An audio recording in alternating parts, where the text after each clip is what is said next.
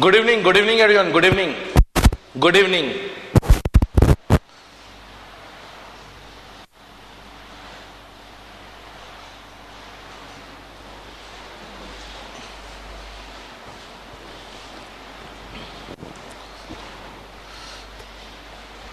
चलिए आज हम लोग ऑब्जेक्टिव क्वेश्चंस देखने जा रहे हैं।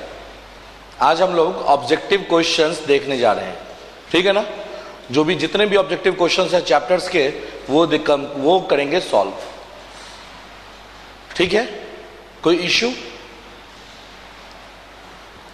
तो सबसे पहला अनाउंसमेंट है आपके लिए। अनाउंसमेंट ये है कि कल से आपकी बैच की टाइमिंग चेंज हो रही है। कल से आपके बैच की टाइमिंग चेंज हो रही है, ठीक है। कल से आपके बैच की टाइमिंग चेंज हो रही है क्योंकि 2-2 घंटे क्लास में खत्म होने वाला तो है नहीं। तो कल से आपके बैच की टाइमिंग रहेगी 7 to 10।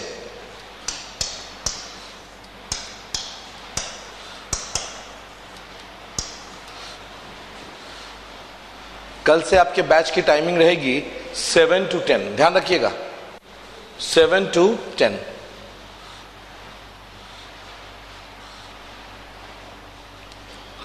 ठीक है।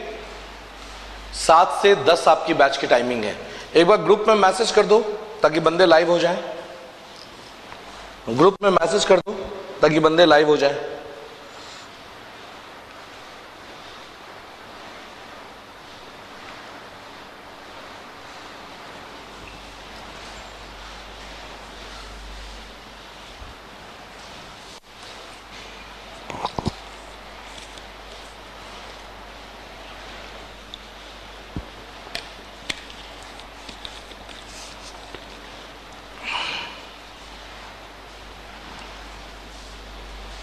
या good evening, good evening and good evening.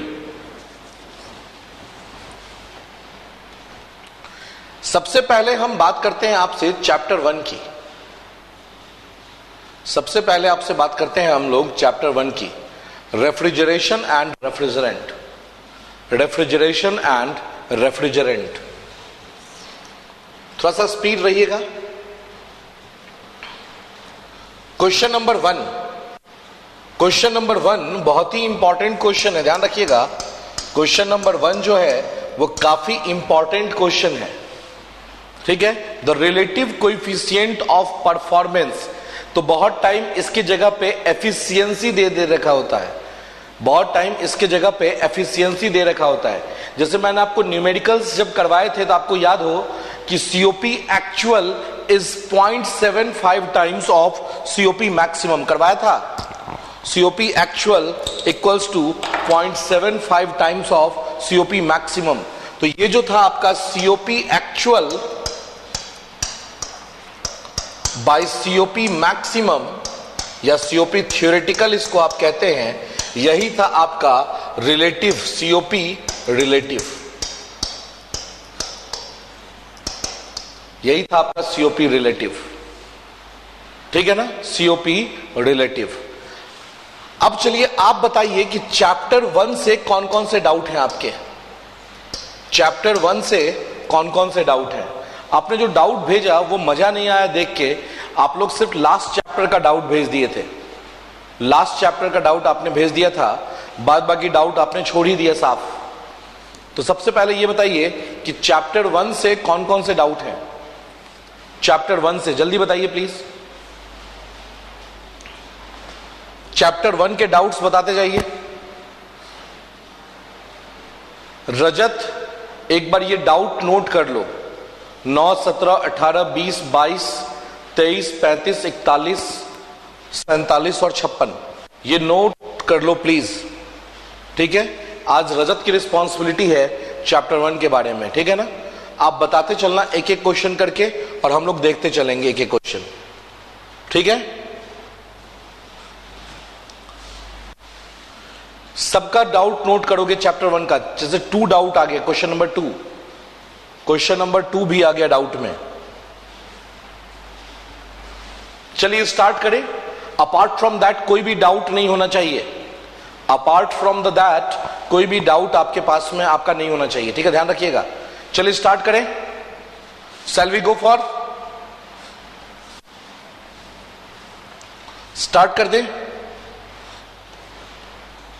चलिए ठीक है, देखिए ध्यान से। सबसे पहले question number 2, freon group of refrigerant, freon group of refrigerant, clear? तो फेरोन ग्रुप का मतलब ये होता है R11, R12, R13, 4, ये सब होता है फेरोन ग्रुप। इसको बहुत सारे बुक्स ऐसे भी लिखते हैं F11 करके, R की जगह पे F भी लिखते हैं। तो फेरोन जो होता है वो नॉन टॉक्सिक, नॉन फ्लेमेबल है। फेरोन जो है that is non toxic, non flammable. बिल्कुल ध्यान रखिएगा, अगर ऑप्शन में नहीं है तो केमिकल है, चूंकि, ठीक है ना, चूंकि ये सब केमिकल हैं, तो केमिकल कहीं भी है तो थोड़ी बहुत टॉक्सिसिटी तो केमिकल में रहती ही है। नेचुरल चीजें हैं और केमिकल हैं। अब देखते हो आज के टाइम में जब लौकी की बात करते हैं तो इंजेक्शन देके लौकी को बड़ा कर देता है, इंजेक्शन देके तरबूज को लाल कर देता है, नहीं? तो बहुत सारे फल फ्रूट्स ऐसे आते हैं जो इंजेक्शन पे आते हैं। तो ऐसा नहीं है कि हार्मफुल नहीं है, बहुत ज्यादा हार्मफुल नहीं है, थोड़ा बहुत चलता है। तो बेस्ट सुटेबल आंसर होना चाहिए non toxic and non flammable, लेकिन चूंकि केमिकल है तो उसको मॉडरेट टॉक्सिक हम लोग बोल देते हैं, ठीक है, ध्यान रखिएगा। तो सबसे पहले देखो, नॉन टॉक्सिक तो है लेकिन यहां इनफ्लेमेबल है। इनफ्लेमेबल का मतलब हुआ बहुत तेजी से जलेगा। दिख रहा है, विजिबल क्लियर है, विजिबिलिटी क्लियर है। इसके बाद क्या है कि नॉन फ्लेमेबल है, नॉन टॉक्सिक नहीं दिया है। तो बेसिकली आप बी ऑप्शन पे जाएंगे। B is the best suitable answer, not exactly correct answer. B is the best suitable answer, ठीक है। एग्जैक्टली करेक्ट होता non toxic and non flammable. Next question बताओ जल्दी से Rajat, next question. Question number 9, leakage in brine system can be detected by. Brine system में जो leakage होगा वो हम कैसे डिटेक्ट करेंगे? तो ब्राइन सॉल्यूशन है क्या? नमक पानी का घोल है। बिल्कुल ध्यान रखिएगा, ब्राइन सॉल्यूशन क्या है? नमक पानी का घोल है। तो क्या नमक पानी के घोल में कोई स्मेल आता है? क्या नमक पानी के घोल में कोई स्मेल आता है? ना। तो पहला ये तो लास्ट गलत हो गया। अब देखिए, हैलाइट टॉर्च, हैलाइट टॉर्च से किसको टेस्ट करते हैं? फेरोन को। हैलाइट टॉर्च से फेरोन लीक को जज करते हैं। मतलब मैं आपको यह बता रहा हूं कि आंसर सिलेक्ट या आंसर रिजेक्ट किस बेसिस पे होता है। आंसर सिलेक्शन या आंसर रिजेक्शन का बेसिस क्या है। इसके बाद बात करते हैं सल्फर स्टिक। इससे किसे टेस्ट करते हैं? अमोनिया लीक को। तो लास्ट कौन बच गया? ठीक है ना, बिल्कुल ध्यान रखिएगा। तो C option is the correct, C option is correct, C option is correct. Next चलें आगे, नेक्स्ट नंबर बताइए। नेक्स्ट 17।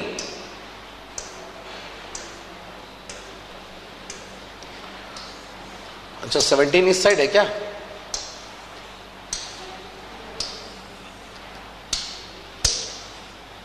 ये 17 कहां चला गया?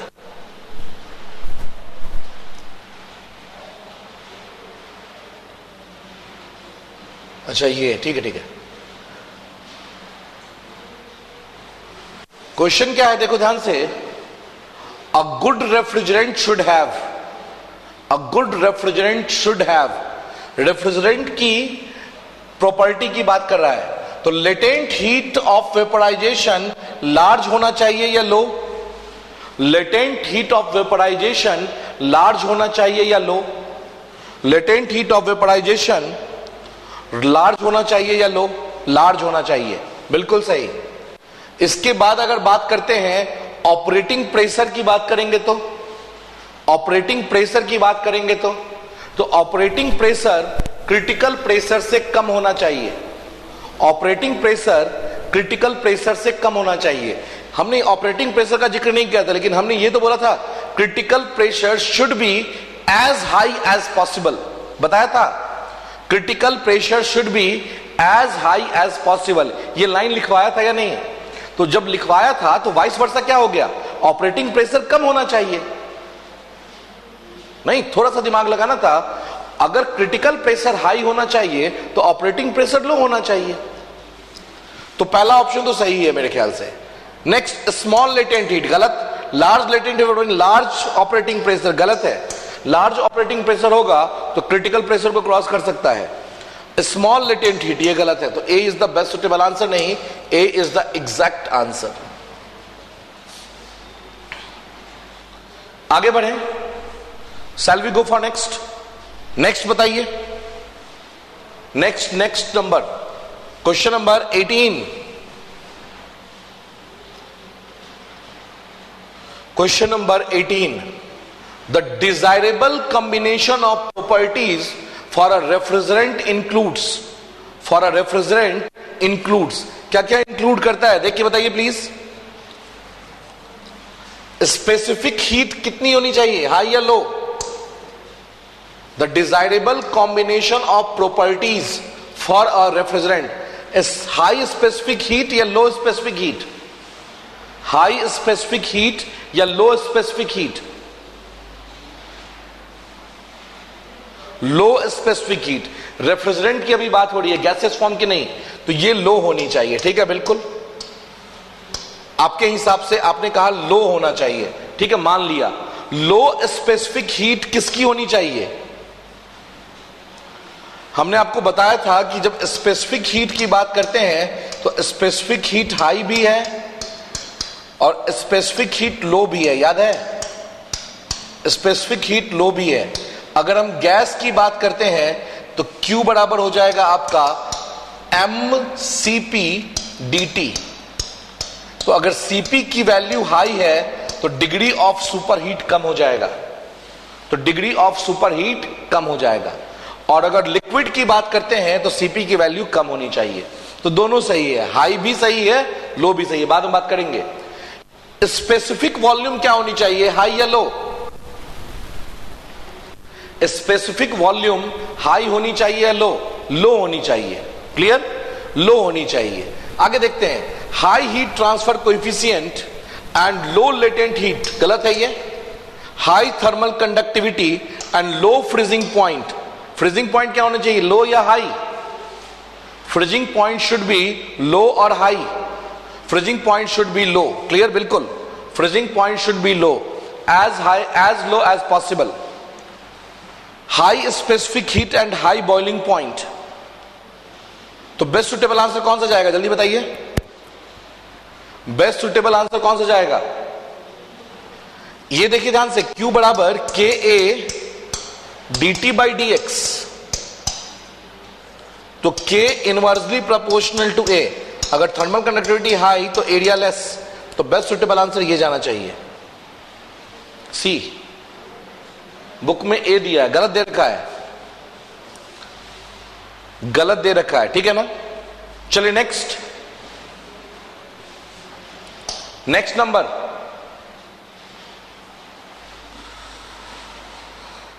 Question number 20, question number 20।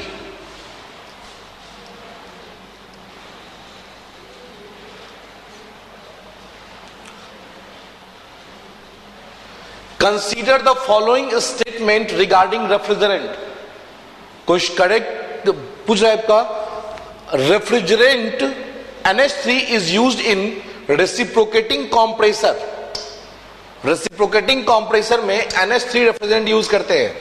तो रेफ्रिजरेंट की जब बात करते हैं किसी भी रेफ्रिजरेंट की, तो बेसिकली वो सब रेफ्रिजरेंट जो है वो रेसिप्रोकेटिंग कंप्रेसर की ही बात होती है। कंप्रेसर कैसा होता है अपना, रेसिप्रोकेटिंग कंप्रेसर ही हम यूज करते हैं, ध्यान रखिएगा, ठीक है। अब NH3 है या CO2 है, इन सब के लिए हम रेफ्रिजरेंट जो है, सॉरी कंप्रेसर जो है वो रेसिप्रोकेटिंग यूज करते हैं, ठीक है।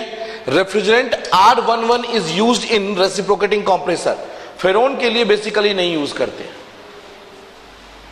ठीक है, बिल्कुल ध्यान रखिएगा। फेरोन के लिए हम लोग बेसिकली रेसिप्रोकेटिंग कंप्रेसर यूज नहीं करते हैं, ठीक है, ध्यान रखिएगा इस चीज को। बताइए जल्दी से, कोई डाउट?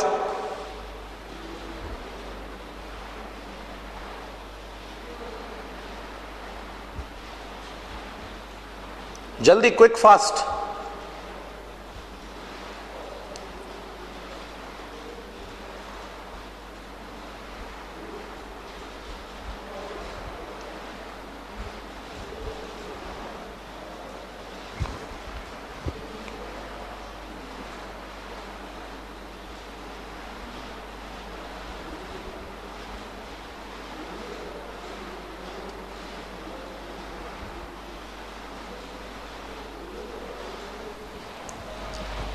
ठीक है ना, बिल्कुल ध्यान रखिएगा।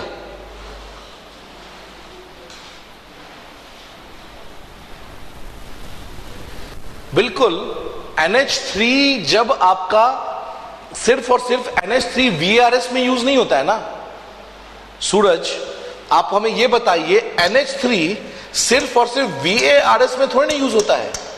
अगर ये VARS में यूज होगा तब पंप यूज नहीं होगा। बिल्कुल ध्यान रखिएगा, इस दोनों के लिए आप यूज करते हैं कौन सा? Reciprocating compressor. R11 को हम कहां यूज करते हैं? R11 को हम यूज कहां करते हैं? सेंट्रलाइज्ड एयर कंडीशनिंग में, याद है? R11 को हम लोग यूज करते हैं सेंट्रलाइज्ड एयर कंडीशनिंग में। इसी कारण से यहां पे सेंट्रीफ्यूगल कंप्रेसर यूज करते हैं। इसी कारण से यहां पे सेंट्रीफ्यूगल कंप्रेसर यूज करते हैं, ध्यान रखिएगा। आगे बढ़े, shall we go for next? Next बताइए, नेक्स्ट कौन सा? Question number 22। Question number 22।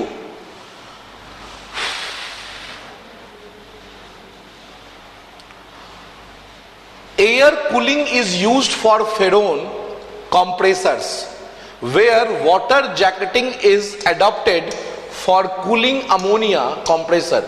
This is because, ऐसा क्यों होता है? अमोनिया के लिए हम क्या यूज करते हैं? कूलिंग जैकेट यूज करते हैं। और अगर हम बात करेंगे फेरोन के लिए बात करेंगे तो फेरोन के लिए हम वाटर जैकेटिंग यूज नहीं कर, ठीक है ना? अगर फेरोन कंप्रेसर के लिए हम क्या करते हैं? Water jacketing is adopted for cooling ammonia compressor, ठीक है ना? दिस इज बिकॉज, बिल्कुल ध्यान से समझिए, क्वेश्चन बार बार पढ़िए। Air cooling is used for freon compressor. Freon के लिए हम लोग यूज करते हैं क्या? Air. Where as water jacketing किसके लिए यूज करते हैं? अमोनिया के लिए। ऐसा क्यों करते हैं? ऐसा क्यों करते हैं? जैकेटिंग मींस होता है क्या बताएं? चारों तरफ से वाटर सर्कुलेट करवाया जाएगा, ठीक है? मान लो ये एक सिस्टम है सपोज, तो इसको अगर कूल करना है तो इसके चारों तरफ वाटर सर्कुलेट करवाया जाएगा, तो इसे वाटर जैकेटिंग कहा जाता है। वाटर जैकेटिंग कहा जाता है। समझ में आया बात? अमोनिया की लेटेंट हीट ऑफ वेपराइजेशन कितनी होती है, याद है? अमोनिया की लेटेंट हीट ऑफ वेपराइजेशन मेरे ख्याल से 1369 होती है। 1369 होती है। सबसे ज्यादा लेटेंट हीट ऑफ वेपराइजेशन होता है। आप बोलोगे सर वाटर का तो इससे ज्यादा होता है 2261, तो वाटर को हम as a refrigerant basically use करते नहीं है। सबसे ज्यादा among the use refrigerant ammonia का है। तो अमोनिया के पास में जब हीट ज्यादा है तो वो एयर से प्रॉपर कूलिंग नहीं हो पाएगी उसकी, ध्यान रखिएगा, ठीक है ना? अमोनिया अगर एयर से कूल करेंगे तो जल्दी कूल नहीं हो पाएगी, ठीक है? इसी कारण से यहां पे वाटर जैकेटिंग यूज करते हैं।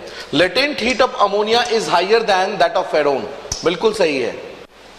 ये तो मैंने आपको लाइन लिखवाया है, लगता है मुझे कि latent heat of vaporisation of ammonia is higher than any other refrigerant. तो इसमें क्या दिक्कत हो गया था? चलिए नेक्स्ट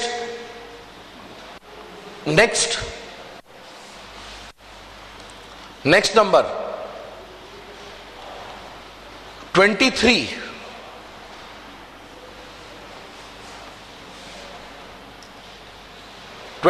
तुम लोग पढ़े नहीं हो क्या? For an air conditioning plant above 300 ton which one of the following system would normally be preferred? कौन सा ज्यादा प्रेफरेबल होगा? जल्दी बताइए देख के।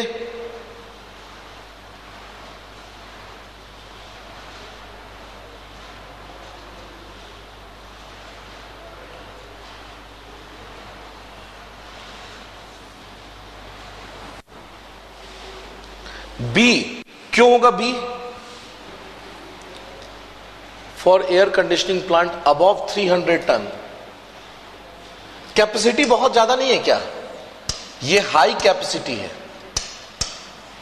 ये हाई कैपेसिटी है, ठीक है, ध्यान रखिएगा।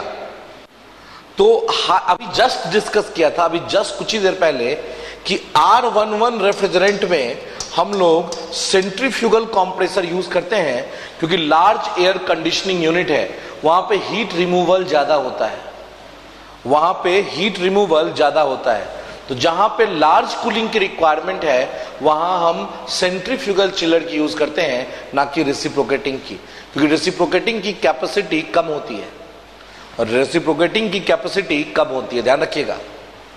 तो बी होना चाहिए, सी नहीं। अभी जस्ट ये क्यों यूज करेंगे एब्जॉर्प्शन? ये तो बिल्कुल गलत हो जाएगा। एब्जॉर्प्शन रेफ्रिजरेशन सिस्टम तो बिल्कुल ही गलत हो जाएगा। आगे बढ़े, shall we go for next? Next number बताओ, नेक्स्ट कौन सा?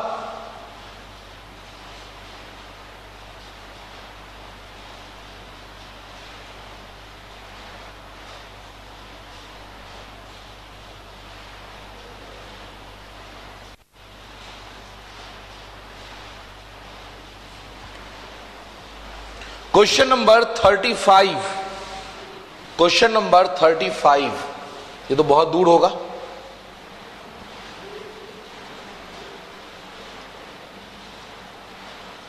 केमिकल फॉर्मूला, ये किसने पूछा है? क्वेश्चन नंबर 35 किसने पूछा है? ये तो करवाया हुआ क्लास का क्वेश्चन है, ये क्वेश्चन तो करवाया हुआ है क्लास का, नहीं करवाए क्या? R12, इसका केमिकल फॉर्मूला लिखना नहीं सिखाए हैं? जीरो लगा दो यहां पे। आर, सूरज क्या प्रॉब्लम हुआ बताओ जल्दी?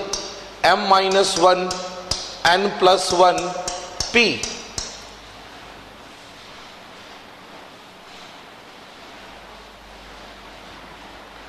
ठीक है, ध्यान रखिएगा। अब बन जाएगा, क्या होगा? CCl2F2।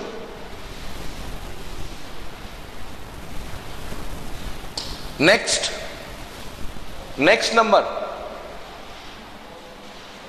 नेक्स्ट नंबर, जल्दी, क्विक फास्ट, बहुत चैप्टर डिस्कस करना है। 41, क्वेश्चन नंबर 41 की बात कर रहा है अब। 41 तो यही है। 41 क्या होना चाहिए? देखो ध्यान से, moisture in freon refrigeration system causes.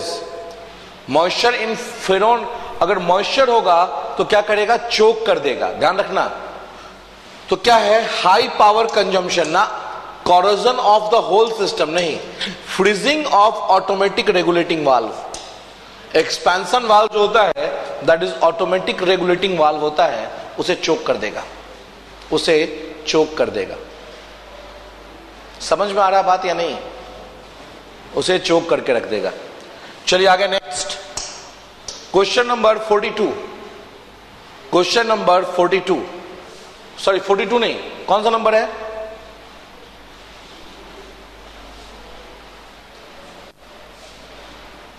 अब ड्रायर कैसे काम करता है ये जान क्या करोगे अभी? 47, वर्किंग प्रिंसिपल उसका बताना स्टार्ट करें। ये सब तो याद रखना पड़ेगा। -33.3 degree Celsius, -33.3 degree Celsius, -33.3 degree Celsius, ध्यान रखिएगा। और फ्रीजिंग पॉइंट, फ्रीजिंग पॉइंट कितनी होती है अमोनिया की? What is the freezing point of ammonia? Freezing point जल्दी बताओ। जब बॉइलिंग की बात हुई तो फ्रीजिंग की भी बात कर लेते हैं। -77 डिग्री सेल्सियस, -77 डिग्री सेल्सियस। चलिए नेक्स्ट बताइए, नेक्स्ट नंबर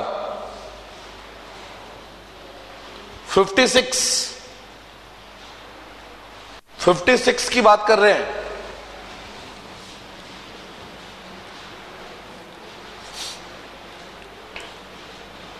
ये थोड़ा सा जब एफएम पढ़ोगे तब ज्यादा अच्छा से पता चलेगा। नहीं, ये एफएम बोल रहे हैं, हीट ट्रांसफर पढ़ने के बाद थोड़ा ज्यादा क्लियर होगा। क्या बोल रहा है देखो ध्यान से, फिंड इवेपोरेटर। फिंड जानते हो, हीट अफेक्टिव एरिया बढ़ाने के लिए किया जाता है। क्या कहो कि ये हीट ट्रांसफर यहां से कम होगा तो क्या करते हैं, यहां पे एक प्रोजेक्टेड एरिया डाल देते हैं, जिससे क्या होता है, हीट ट्रांसफर रेट बढ़ जाता है। तुम बाइक का इंजन देखे हो, बाइक के इंजन में देखना खांचा सा स्ट्रक्चर बना होता है, तो वही फिन लाइक स्ट्रक्चर है। तो अगर हम बात करेंगे equalise air flow over the, नहीं, प्रिवेंट मॉइस्चर कैरिंग, नहीं, extend the effective area of the cooling surface area को बढ़ाने के लिए किया जाता है। ठीक है ना, बिल्कुल ध्यान रखिएगा। और बताइए जल्दी से, जल्दी, क्विक फास्ट, इतना ही।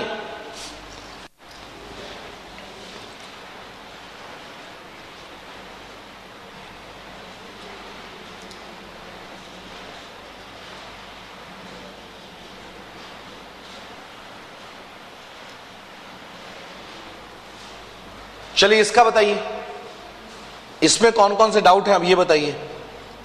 चैप्टर नंबर 2,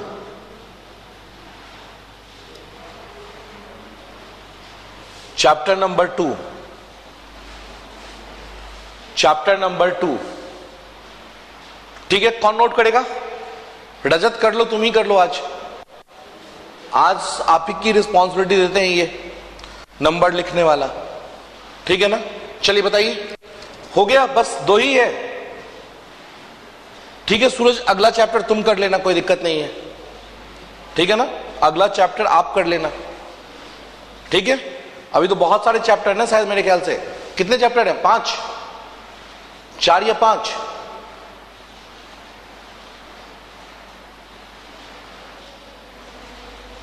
पांच चैप्टर, नहीं तो देखते हैं।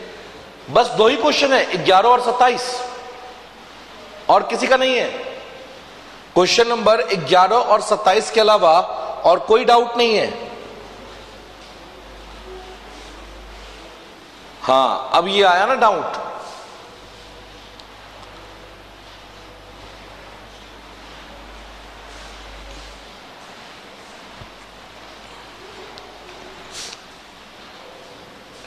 रजत हो गया नोट?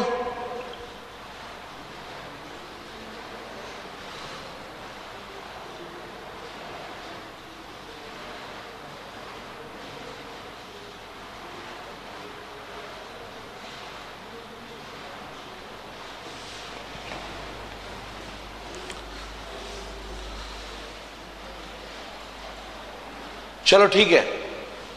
क्वेश्चन नंबर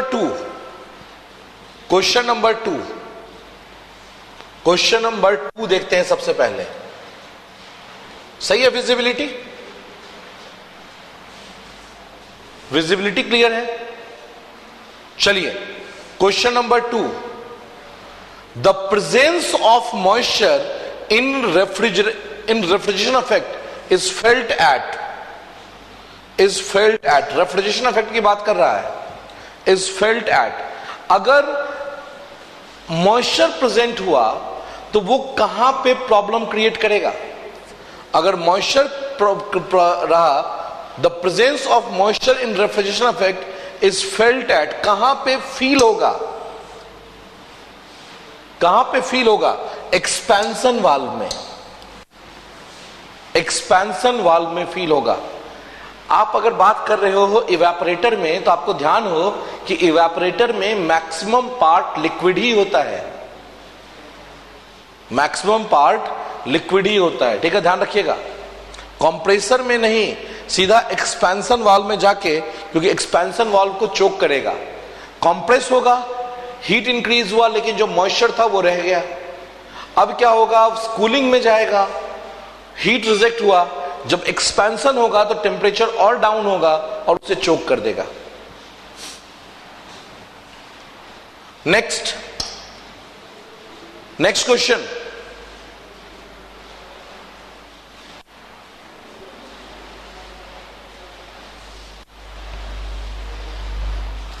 नेक्स्ट जल्दी बताइए। 5, question number 5, dry compression has the advantage of. अगर हम ड्राई कॉम्प्रेशन कर रहे हैं तो क्या एडवांटेज है? ये है ड्राई कॉम्प्रेशन, देखो ध्यान से, ये S और ये T, तो ये है ड्राई कॉम्प्रेशन। यहां से आप कॉम्प्रेस कर रहे हैं, ठीक है ना, यहां से कॉम्प्रेस कर रहे हैं। अब क्या होगा बताओ ध्यान से, हायर वॉल्यूमेट्रिक एफिशिएंसी। अगर ड्राई कॉम्प्रेशन कर रहे हैं तो वॉल्यूमेट्रिक एफिशिएंसी कॉम्प्रेसर की बढ़ जाएगी, क्योंकि कॉम्प्रेसर का सबसे बढ़िया परफॉर्मेंस ड्राई कॉम्प्रेशन में ही होता है। कॉम्प्रेसर का, क्योंकि जब वेट कॉम्प्रेशन करोगे तो कॉम्प्रेसर के वाल्व के कटने का चांस बन जाएगा। नहीं, जब आप वेट कॉम्प्रेशन करोगे तो जो आपने कॉम्प्रेसर में लुब्रिकेंट यूज किया है वो धुल जाएगा, और वो धुलने के बाद क्या होगा कि कॉम्प्रेसर का वाल्व जो है that might be hampered. High mechanical efficiency, mechanical से बात, लेस कॉम्प्रेसर डैमेज, ये भी सही है। मेन देखो मैकेनिकल एफिशिएंसी, कॉम्प्रेसर की एफिशिएंसी बढ़ जाएगी, कॉम्प्रेसर की एफिशिएंसी बढ़ जाएगी, तो all of the above, D होना चाहिए। ये नहीं भी पढ़ेंगे ना तभी भी बन जाना चाहिए था क्वेश्चन, समझे सूरज? अगर ये नहीं भी पढ़ाए रहते तब भी बन जाना चाहिए था, क्योंकि हम वेट कॉम्प्रेशन नहीं करते हैं, सुपर हीटेड करेंगे तब भी कॉम्प्रेसर पे लोड बढ़ जाएगा, बताया था ना। अगर हम यहां से कॉम्प्रेस ना करके यहां से भी कॉम्प्रेस करें तभी भी लोड बढ़ जाएगा, तभी भी लोड जो है वो ज्यादा हो जाएगा। चलिए आगे बढ़ते हैं। नेक्स्ट क्वेश्चन नंबर, जल्दी बताओ, question number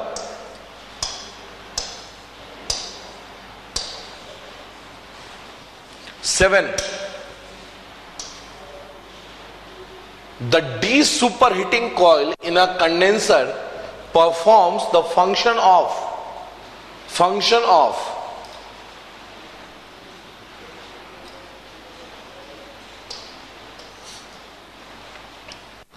the de-superheating coil in a condenser performs the function of, क्या करेगा?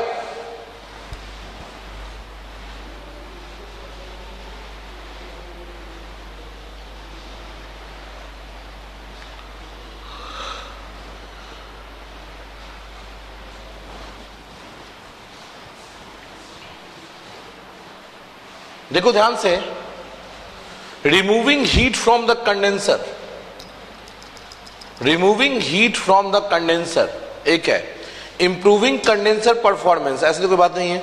To humidify the refrigerant before it goes into the condenser, ये भी गलत है। Improving the heat of the super heat ना, देखना पड़ेगा इस क्वेश्चन को, ठीक है। बी ऑप्शन होना चाहिए, शायद इसका बी ऑप्शन होना चाहिए, देखना पड़ेगा एक बार, बी ऑप्शन होना चाहिए इसमें, ठीक है। फिर भी एक बार मैं चेक कर लूंगा इसको, ठीक है ना। बी ऑप्शन होना चाहिए। Actually D super heating coil नाम की कोई चीज है नहीं, क्या बताना चाह रहा है वही बता रहे हैं, डी सुपर हीटिंग कॉइल नाम की कोई चीज है नहीं, वो कंडेंसिंग कॉइल हो गया। डी सुपर हीटिंग कॉइल जो है वो कंडेंसिंग कॉइल हो गया। फिर भी मैं एक बार चेक करके आपको बता दूंगा, ठीक है ना, ध्यान रखिएगा। चलिए नेक्स्ट बताइए। नेक्स्ट क्वेश्चन नंबर 11, नेक्स्ट बात कर रहे हैं क्वेश्चन नंबर 11 पे।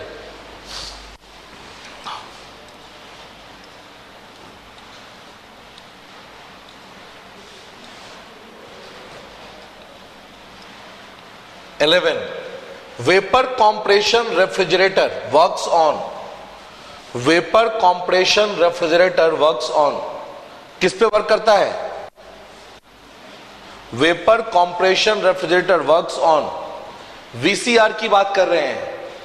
तो देखो ब्रेटन पे तो वर्क करता नहीं है, रैनकाइन पे वर्क करता नहीं है, बेल कॉलिमन पे वर्क करता नहीं। अब देखो ध्यान से, इसका आंसर क्या जाएगा? वेपर कॉम्प्रेशन की बात करते हैं, वेपर कॉम्प्रेशन की बात कर रहे हैं ना, तो इसमें होता है रिवर्सिबल एडियाबेटिक कॉम्प्रेशन,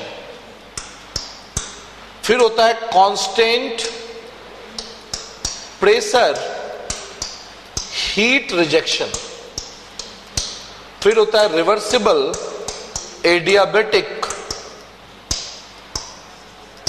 एक्सपेंशन, और लास्ट होता है constant pressure heat extraction. Heat extraction, कोई ऑप्शन मैच कर रहा है क्या? कोई ऑप्शन मैच कर रहा है?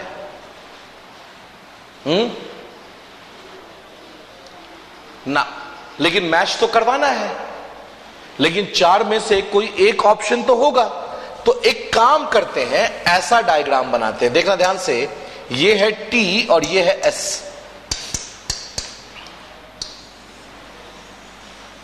हम कॉम्प्रेस यहां से ना करके यहां से करें, यहां से ना करके कॉम्प्रेस यहीं से कॉम्प्रेस करें, कोई दिक्कत? यहीं से कॉम्प्रेस करें, तो अगर यहां से कॉम्प्रेस करेंगे तो ये जाएगा ऐसे, ठीक है या नहीं? 1 से 2, इसके बाद 2 से 3 कांस्टेंट प्रेशर है, तो कांस्टेंट टेम्परेचर भी तो है, कांस्टेंट प्रेशर है तो कांस्टेंट टेम्परेचर भी तो है, ठीक है ना? 3 से 4 की बात करते हैं तो वो है आपका reversible adiabatic, sorry irreversible adiabatic expansion, और फिर आपका है कांस्टेंट प्रेशर या कांस्टेंट टेम्परेचर हीट एक्सट्रैक्शन। तो ये ऑलमोस्ट ऑल एग्जैक्टली नहीं, रिवर्स कार्नोट साइकिल हो जाएगा, ठीक है, ध्यान रखिएगा। एग्जैक्टली नहीं, ये almost all reverse Carnot cycle हो जाएगा।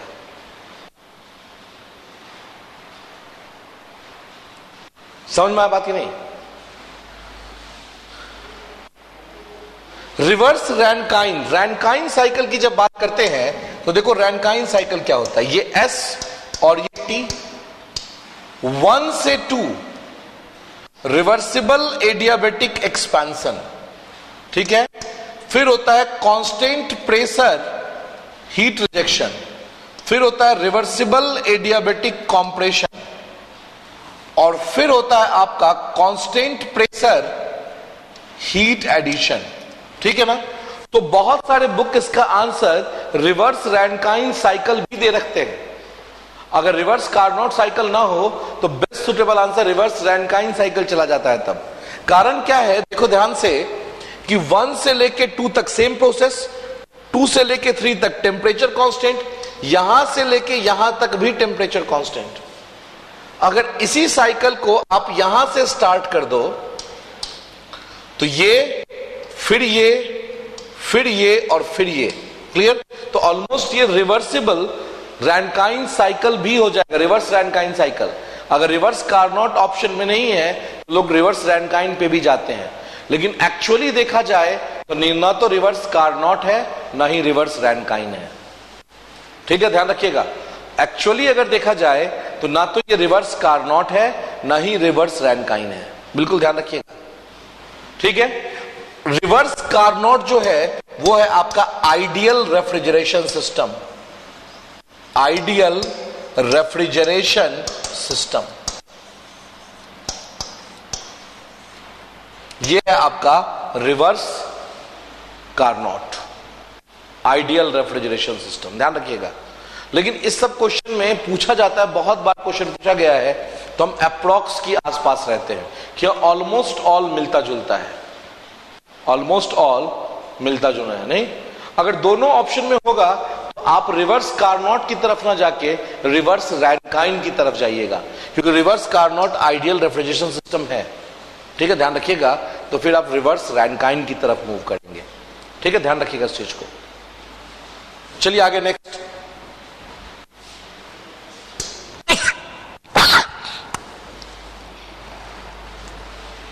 बताइए प्लीज।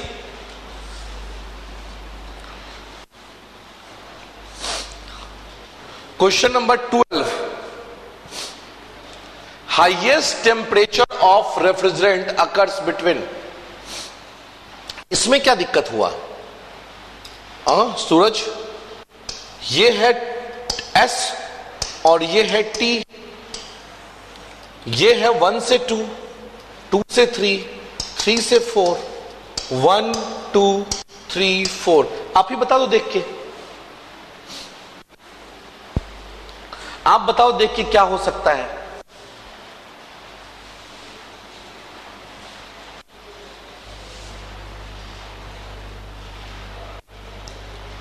नहीं, देख के बताना है ना।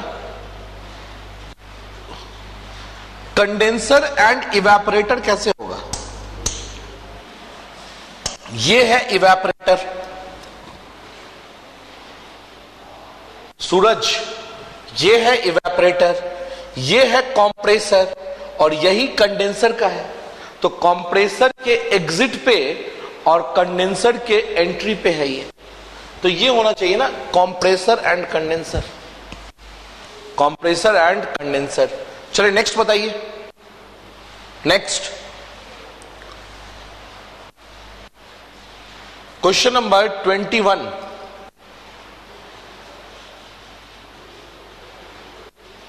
भी नहीं बना, न्यूमेरिकल है क्या? 16 21, अच्छा न्यूमेरिकल ही है, ठीक है, इसी का आंसर नहीं बना। In an air conditioning plant the refrigeration load on the coil is 100 TR। 100 TR का लोड है, ठीक है। The mass and the enthalpy of the air leaving the coil are 100 TR। 1 TR equals to 210 kilo joule per minute. 210 kilo joule per minute, ठीक है ना, ध्यान रखिएगा। नहीं, मिनट में दिया हुआ ना, देखो यहां पे मिनट में दिया हुआ है, इसी का आंसर लिख रहे हैं। And 40 kilo joule per KG respectively, ठीक है। The enthalpy of the air at the inlet to the coil under this condition will be, क्या होगा? तो रेफ्रिजरेशन कैपेसिटी कितनी है? अगर हम बात करें रेफ्रिजरेशन कैपेसिटी, तो आरसी बराबर होता है m dot into H1 minus H4, m dot into H1 minus H4, ठीक है। आपको H1 की बात कर रहा है निकालने के लिए। तो देखिए आरसी की वैल्यू कितनी है? 100 इंटू 210 कर दो, 100 इंटू 210। मास फ्लो रेट कितना है? 420। H1 और H4 की बात करते हैं तो कितना है? 40। बता दो कितना आया?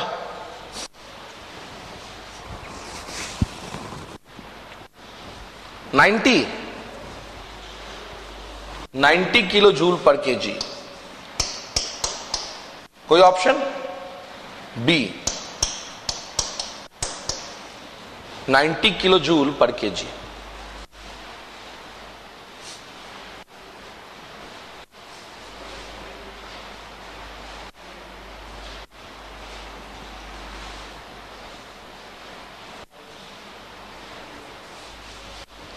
आगे बढ़े, shall we go for next. 23 की बात करते हैं। ये भी न्यूमेरिकल है, न्यूमेरिकल ही होगा। अच्छा, थियोरेटिकल क्वेश्चन है, देखो ध्यान से बताओ। 23, the performance of an evaporation condenser largely depends on, condenser की बात कर रहा है, किस पे डिपेंड करेगा? तो नॉर्मल टेम्परेचर पे डिपेंड करेगा ना। बी क्यों? नॉर्मल टेम्परेचर पे डिपेंड करेगा ना, वेट बल्ब पे क्यों डिपेंड करेगा? इसमें से नॉर्मल टेम्परेचर कौन सा है? Dry bulb temperature. यहां तो हम वेट बल्ब टेम्परेचर इस सब की बात ही नहीं करते थे, ड्राई बल्ब टेम्परेचर डीबीटी, इसमें कौन सा डाउट हुआ? ड्राई बल्ब टेम्परेचर जो है वो नॉर्मल टेम्परेचर है। ज्यादा दिमाग लगाओगे गलत कर बैठोगे, ध्यान रखना, तो दिमाग थोड़ा सा कम लगाना है। नेक्स्ट बताओ, नेक्स्ट नेक्स्ट नेक्स्ट 24,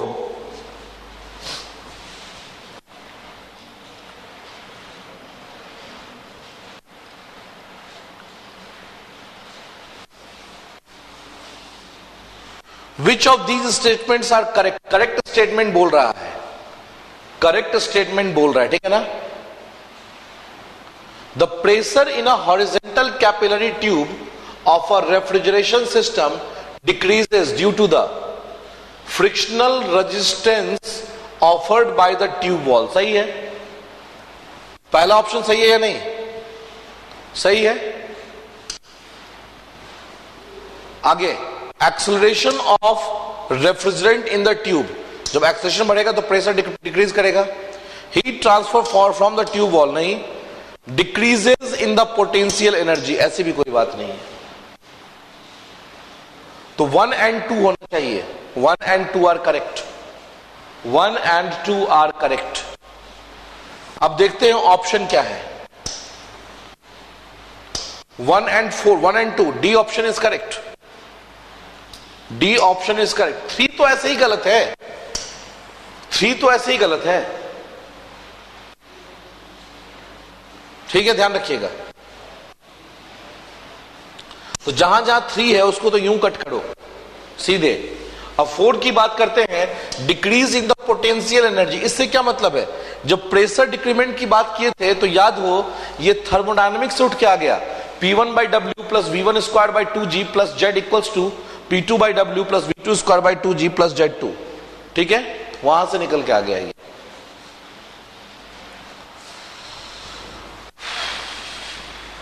आगे बताइए, नेक्स्ट नेक्स्ट बताइए। 27 की बात कर रहे हैं। 27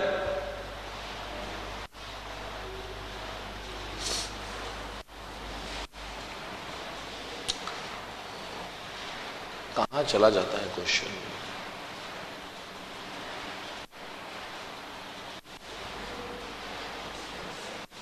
क्या बोल रहे निकालने के लिए? Which of these statements are correct? In a vapor compression refrigeration system, a thermometer placed in the liquid line can indicate whether the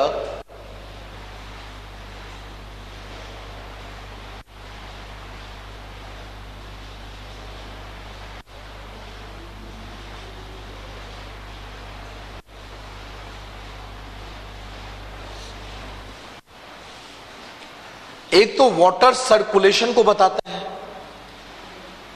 ध्यान रखना इसमें। एक तो वाटर सर्कुलेशन को बताता है, ठीक है।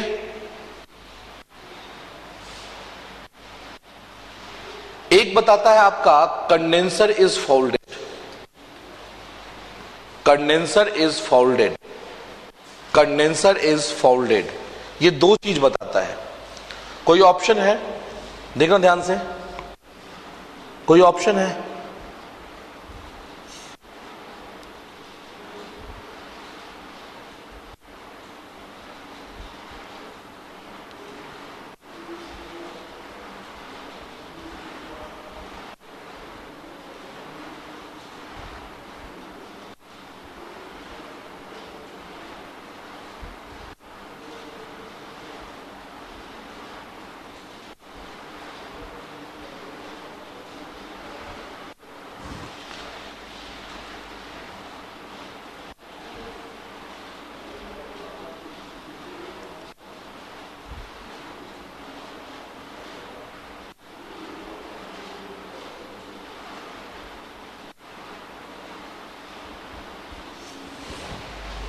हाँ,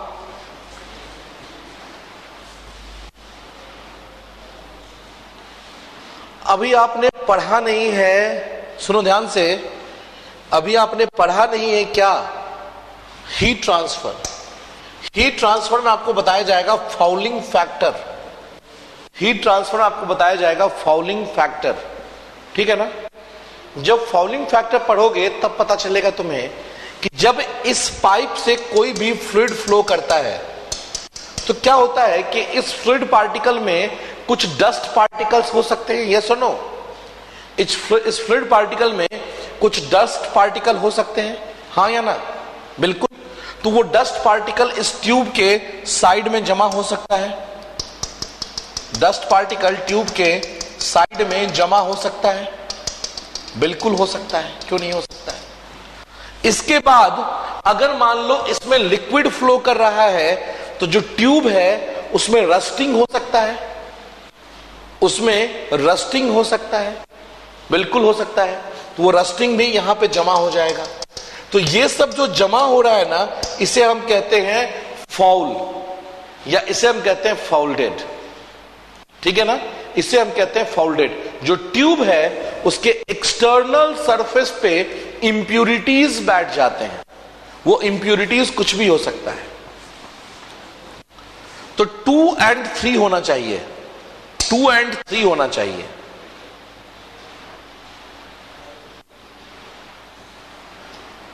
नहीं है 2 and 3 तो ये ऑप्शन नहीं होगा, 4 तो होगा नहीं। पंप इज फंक्शनिंग प्रॉपरली, ये नहीं होता है, ठीक है।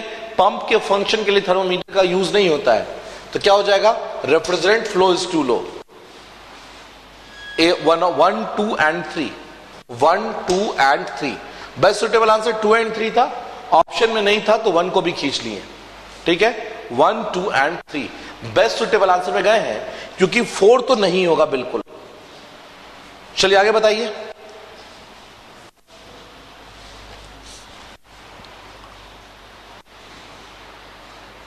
Question number 28।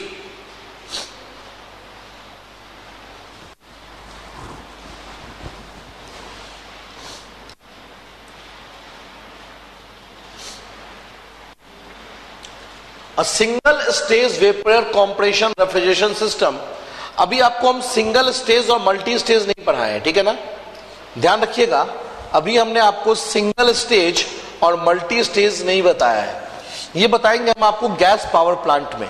Single stage and multi stage हम लोग गैस पावर प्लांट में डिस्कस करेंगे, ठीक है ना, गैस पावर प्लांट में डिस्कस करेंगे। लेकिन फिर भी इसको देखेंगे, छोड़ने से कोई मतलब है नहीं।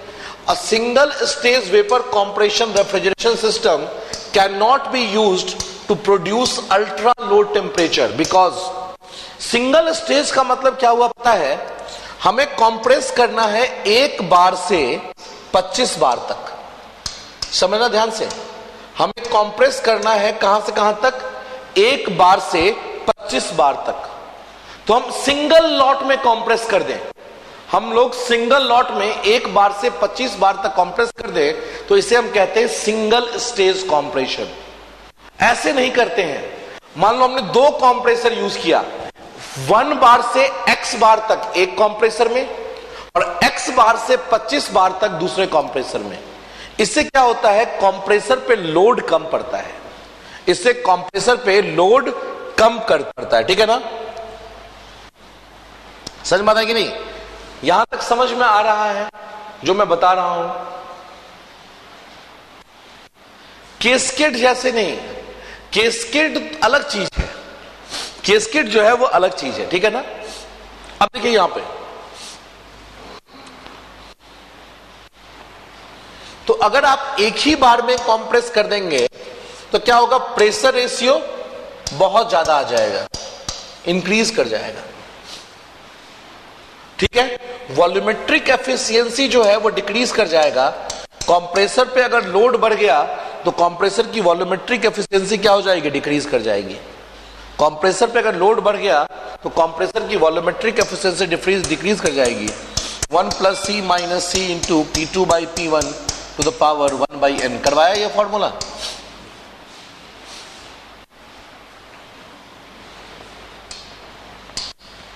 नेक्स्ट नेक्स्ट बताइए प्लीज, नेक्स्ट बताइए। Next question number 29। सब डाउट है क्या?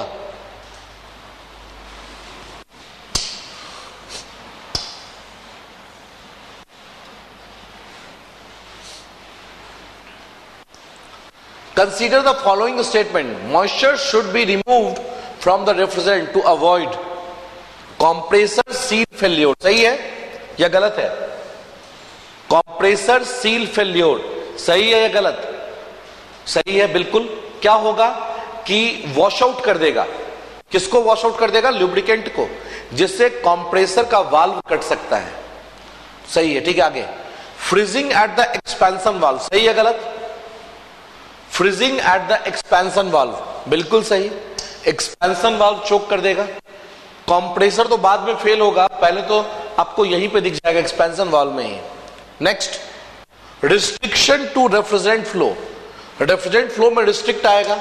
अगर मान लो एक्सपेंशन वाल्व चोक हो गया तो फ्लो रुकने के चांस है, तो ये भी सही है। Corrosion of the steel parts ये भी सही है। चारों सही है। 1, 2, 3 एंड 4। क्या प्रॉब्लम था सूरज इसमें? सूरज इसमें प्रॉब्लम क्या था आपका, जल्दी बताइए।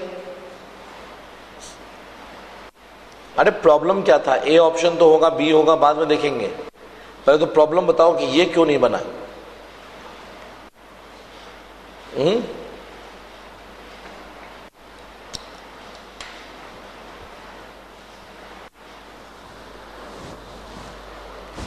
आगे बताओ। Next question, next question 31।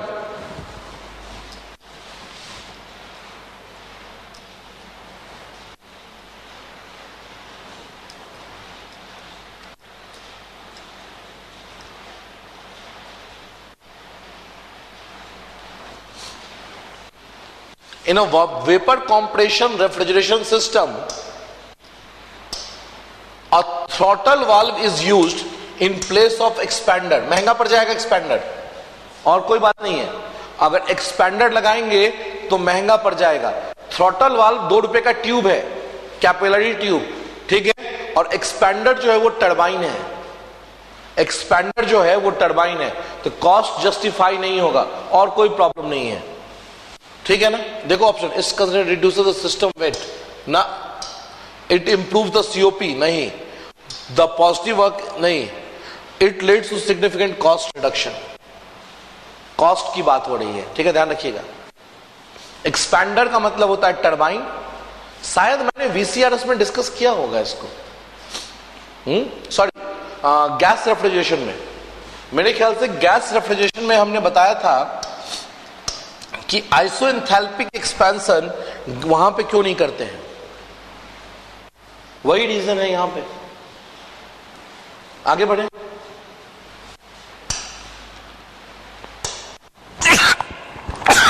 Sorry, next बताइए क्वेश्चन नंबर 32।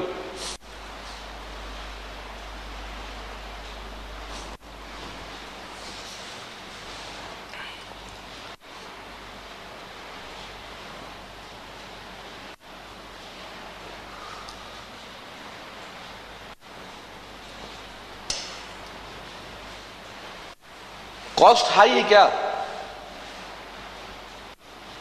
कॉस्ट हाई है क्या इसका? गलत है। Capacity control is not possible. क्या फ्लो रेगुलेट कर सकते हैं? फ्लो को कंट्रोल कर सकते हैं? क्या फ्लो को कंट्रोल कर सकते हैं? बिल्कुल नहीं। एक ट्यूब है, अब इसमें अगर रेफ्रिजरेंट चला गया तो कोई वाल्व थोड़े ना है कि कम ज्यादा कर दोगे फ्लो को। तो capacity control is not possible, सही है ये। It is made up of copper, गलत है, ठीक है। Required pressure drop can not be achieved, गलत है। B option is correct. B option is correct. B option is correct. B option is correct, ठीक है। आगे बढ़े। नेक्स्ट, नेक्स्ट नेक्स्ट बताइए प्लीज। क्वेश्चन नंबर 41, अचानक से लंबा jump.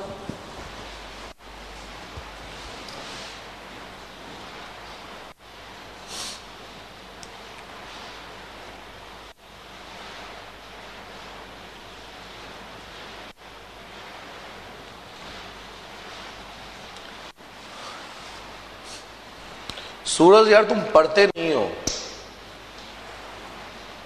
COP of air refrigerator is related with COP of vapour compression. किसका COP ज्यादा होगा?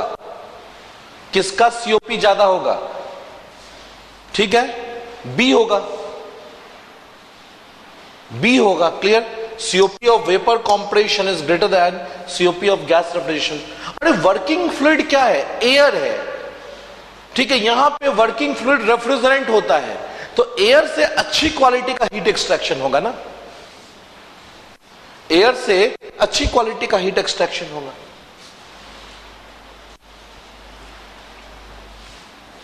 नेक्स्ट, नेक्स्ट बताइए। 44,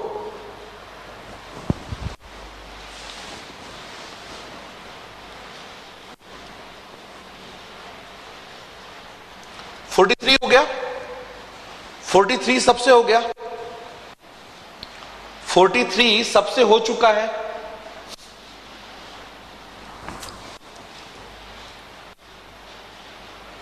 domestic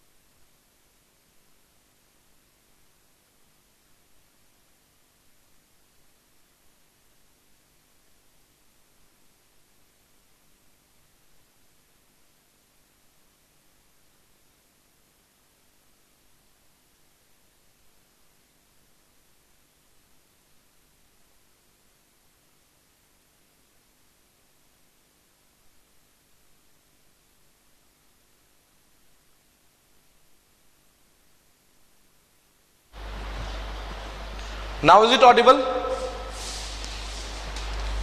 Now is it audible? Okay. चलिए कंटिन्यू रखते हैं। 44 में तो कोई मेरे ख्याल से दिक्कत नहीं होना चाहिए, नहीं?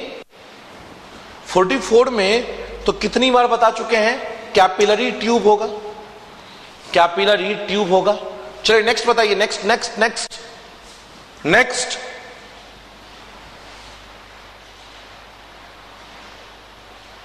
अरे थर्मोस्टेटिक वाल्व आईसी इंजन में बताएंगे। थर्मोस्टेट होता है वो, थर्मोस्टेट। आईसी इंजन पढ़ाएंगे ना तो बताएंगे फिर वहां पे, ठीक है ना? आईसी इंजन पढ़ाएंगे तो बताएंगे आपको। 53 कहां आएगा? 52, 53।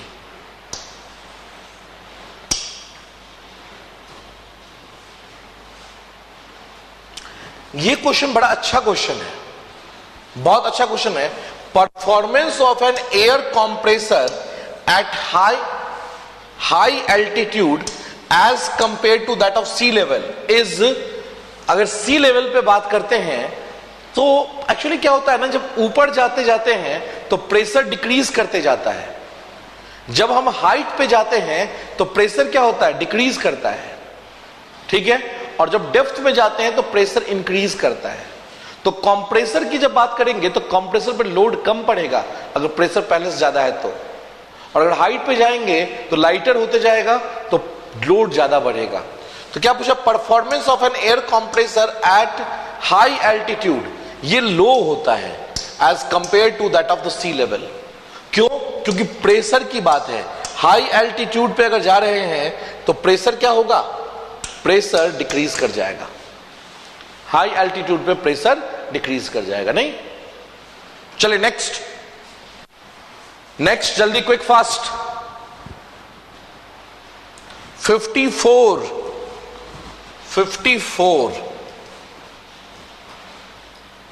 इधर, ammonia is used in aqua ammonia system because it is, aqua ammonia system में क्यों यूज करते हैं, क्योंकि सस्ता होता है, ये सस्ता होता है, ठीक है ना, बिल्कुल ध्यान रखिएगा, ये सस्ता होता है, लो कॉस्ट होता है। इसी कारण से इसको कोल्ड स्टोरेज जगह पे यूज करते हैं जहां पे हमें पैसा ज्यादा खर्च नहीं करना है, जहां पे हमें पैसा ज्यादा खर्च नहीं करना है। आगे बताइए नेक्स्ट, लो ओडीपी, देखना पड़ेगा एक बार लो ओडीपी का मतलब, लो ओडीपी आपको देखना पड़ेगा। लो ओडीपी आप एक बार सर्च कर लेना, क्या होगा पता चल जाएगा।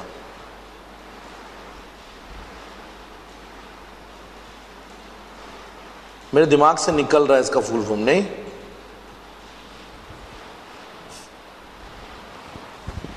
कुछ ओजोन से रिलेटेड होता है, ठीक है ना, ध्यान रखिएगा, कुछ ओजोन से रिलेटेड होता है, आप देख लीजिएगा एक बार। नहीं, ये कुछ ओजोन से रिलेटेड होता है, नहीं, ओजोन का लेयर डिप्लीशन होता है ना, उससे कुछ रिलेटेड होता है, एक बार नेट पे सर्च कर लीजिएगा, मिल जाएगा आपको ओडीपी, ठीक है ना, ध्यान रखिएगा। जैसे कि क्या ने बताया था ना, क्योंकि क्लोरोफ्लोरोकार्बन निकलता है तो ओजोन लेयर को खराब करते चला जाता है, इस कारण से हम रेफ्रिजरेंट में इंप्रूवमेंट करते जा रहे हैं, ठीक है। Ozone depletion potential, okay, ozone depletion potential, ठीक है ना। चलिए, तो ये चैप्टर हो गया। अब थर्ड चैप्टर सूरज लिखिएगा, ठीक है, ध्यान रखिएगा।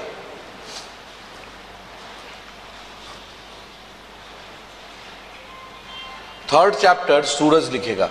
चलो बताओ थर्ड चैप्टर का डाउट।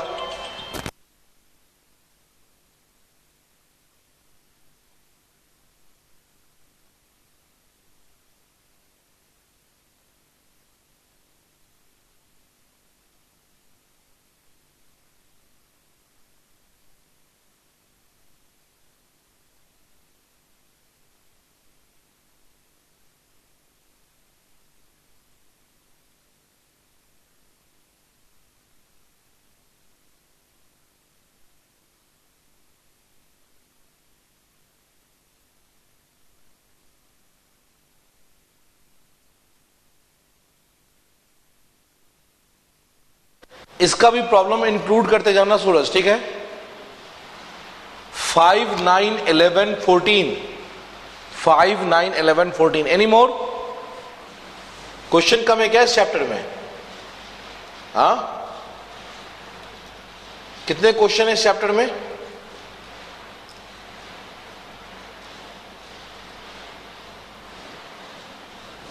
Five, 9, 11 and 14। 5 देखिए पहले, 5 स्टार्ट करें। Rectifier in vapour absorption cycle performs the function of, क्या करता है रेक्टिफायर? रेक्टिफायर नहीं, बिल्कुल नहीं, बिल्कुल सेम नहीं है। रेक्टिफायर क्या करते, देखो NH3 H2O, NH3 क्या है? रेफ्रिजरेंट। H2 क्या है? एब्जॉर्वर। H2O है एब्जॉर्वर। क्या हुआ कि NH3 में H2O मिक्स हो गया, तो एनालाइजर एनालाइज करेगा कितना वाटर वेपर है और रेक्टिफायर उस वाटर वेपर को कंडेंस करके अलग कर देगा और सिर्फ ड्राई अमोनिया वेपर को अलाउ करेगा। समझ में आता है कि नहीं? सिर्फ ड्राई अमोनिया वेपर को अलाउ करेगा। दोनों का काम अगर एक ही होता तो दो दो डिवाइस क्यों लगाते? अगर एनालाइजर ने एनालाइज किया कि नहीं है वाटर वेपर तो सीधा भेज देगा उसको रेक्टिफायर में, सॉरी सीधा कंडेंसर में भेज देगा, अदरवाइज रेक्टिफायर से होते हुए जाएगा। तो रेक्टिफायर पहले कंडेंस करेगा वाटर वेपर को साइड कर दिया तो ड्राई अमोनिया वेपर खुद ब खुद बाहर निकल जाएगा। चलो देखते हैं कौन सा ऑप्शन होगा। ठीक है ना? Separating ammonia from water, ammonia को सेपरेट नहीं करता है, बात में नहीं, अमोनिया को सेपरेट नहीं करता है, जो वाटर है उसको अलग कर देता है, अमोनिया के साथ कुछ भी नहीं करता है। रेक्टिफायर अमोनिया को कुछ भी नहीं करता है, ठीक है, वाटर को कंडेंस कर देता है। नहीं,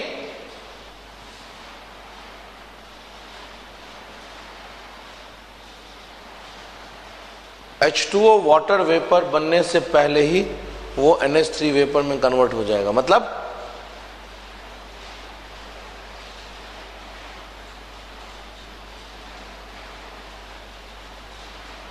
तुम क्या पूछेगो तुम्हें पता ही नहीं चलता है, ठीक है ना? तो cooling the vapour living the analyser, जो वेपर निकल रहा है वाटर वेपर उसको क्या करता है? कूल करके बाहर भेज देता है। ठीक है, ध्यान रखिएगा। नेक्स्ट 5 के बाद जल्दी, क्विक फास्ट, 5 के बाद 9, 5 के बाद question number 9।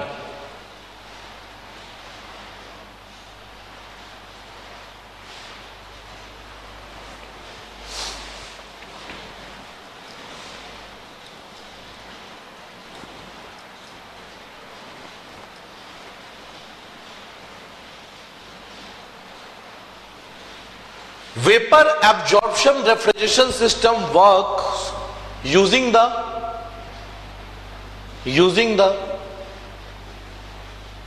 ability of a substance to get easily condensed or evaporate। ऐसा तो कोई सीन नहीं है ना?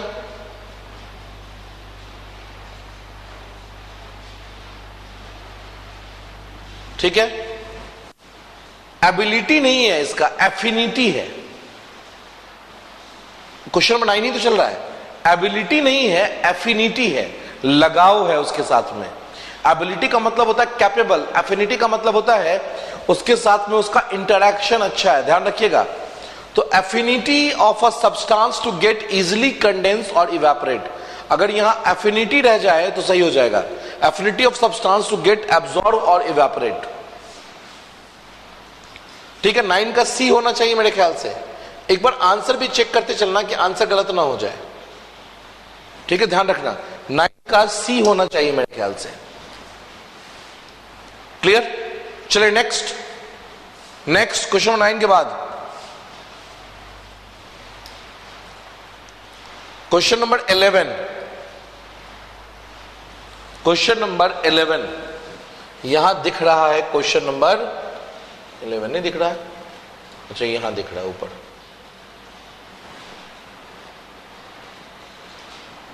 क्वेश्चन नंबर 11 की बात करते हैं। Which of the following statement is true पूछ रहा है। करेक्ट।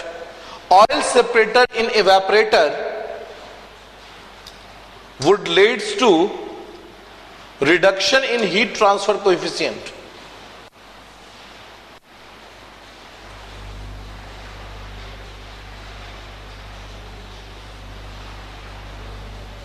ऑयल सेपरेशन इवेपोरेटर में यूज करते हैं क्या?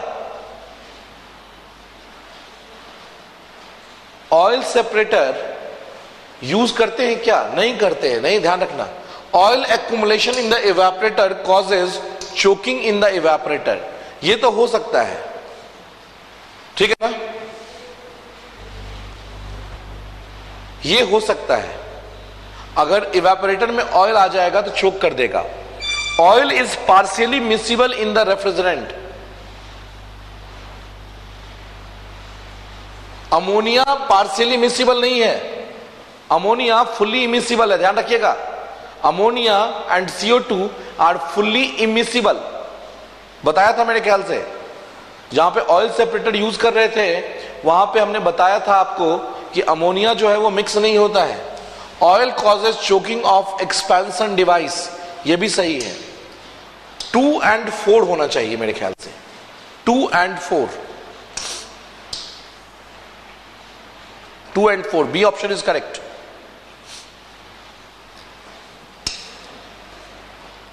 B option is correct.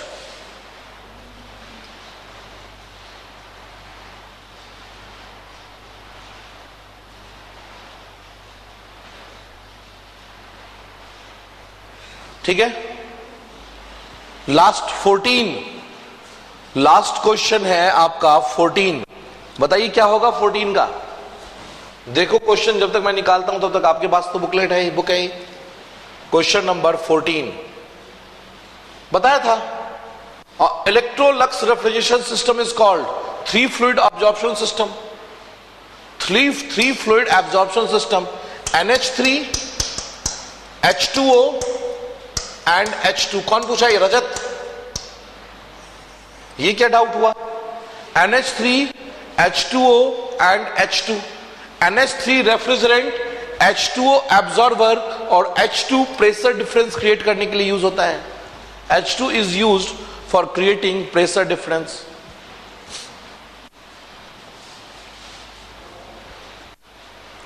हो गया यहां तक? आगे बढ़े। ये चैप्टर खत्म या और कोई डाउट है? अच्छा, कम ही क्वेश्चन थे, ठीक है। नेक्स्ट चलते हैं, question chapter number 4।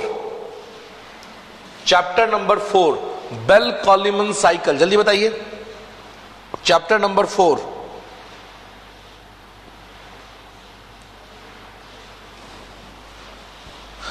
Four and 5 और कुछ? और कुछ? 4 and 5 के अलावा नहीं। तो 4 की बात करते हैं सबसे पहले।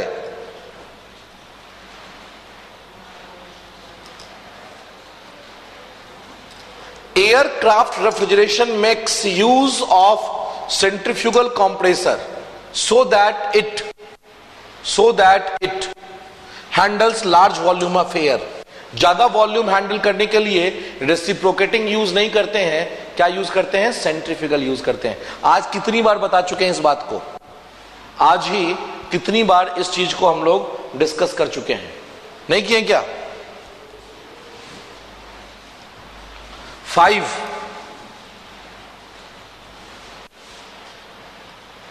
the heat load from the occupants is in air conditioning load calculation is a source of दोनों sensible heat plus latent heat। the heat load from the occupants से जो आता है उसकी बात करते हैं, तो स्वेटिंग भी आता है और टेम्परेचर भी आता है, तो दोनों होगा, sensible as well as latent दोनों होता है।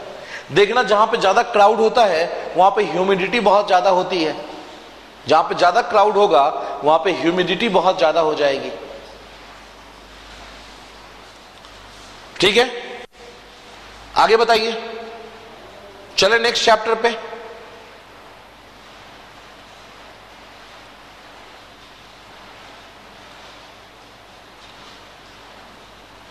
नेक्स्ट चैप्टर चले, साइकोमेट्री।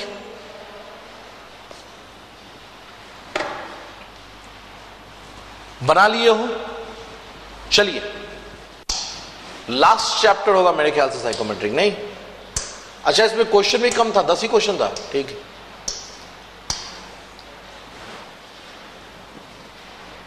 साइकोमेट्री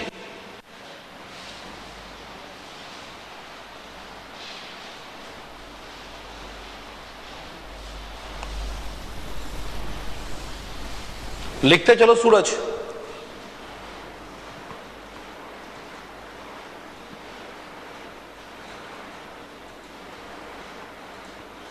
लिखते चलो क्वेश्चन नंबर।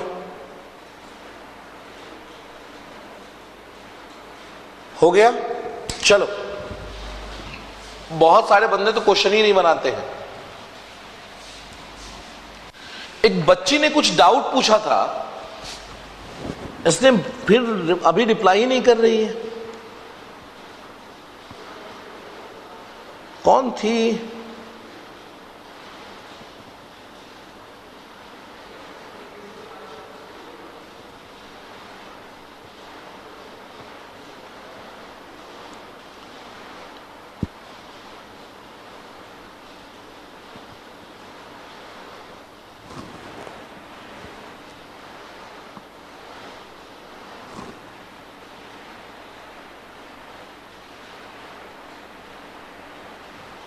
नहीं, इसमें डरने वाली क्या बात है? पढ़ाई लिखाई में डरने वाली तो मेरे ख्याल से कोई बात ही नहीं है क्या?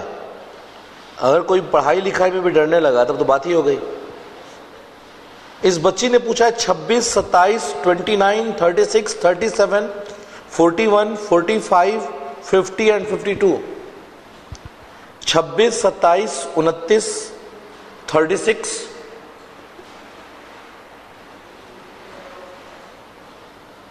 37, 41, 45, 50 and 52।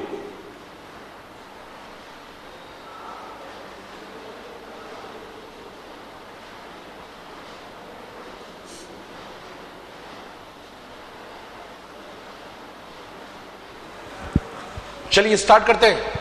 चलिए बताइए बताइए जल्दी जल्दी, क्विक फास्ट, जल्दी कंप्लीट करना इसको। Question number 9।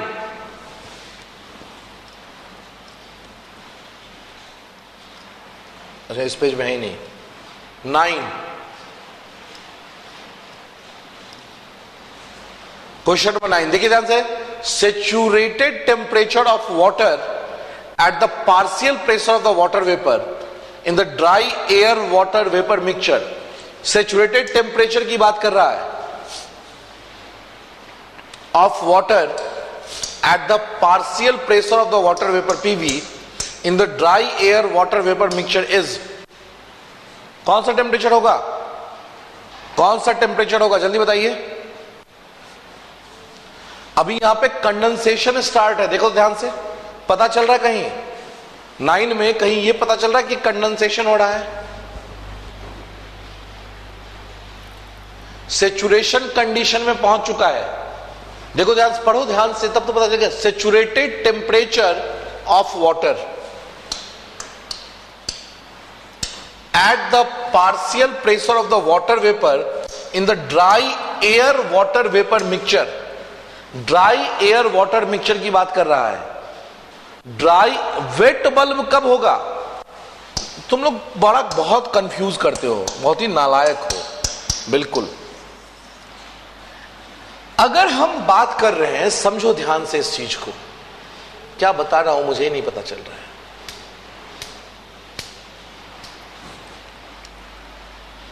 ये है temperature line, sorry pressure line, ठीक है ना? अगर आप इस पॉइंट पे बात कर रहे हैं तो डीबीटी की बात हो रही है, डब्ल्यूबीटी की बात हो रही है। डीपीटी की कहानी सेचुरेशन टेम्परेचर से ही स्टार्ट होती है।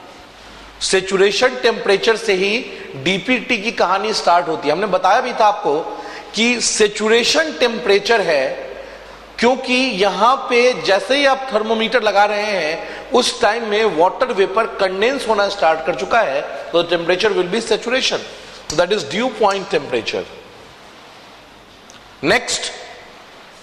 नेक्स्ट नंबर बताइए प्लीज।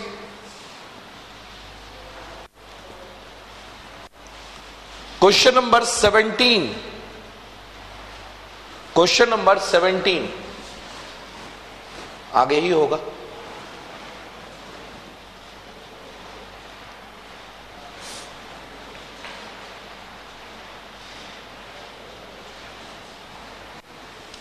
वेपर डेंसिटी और absolute humidity is.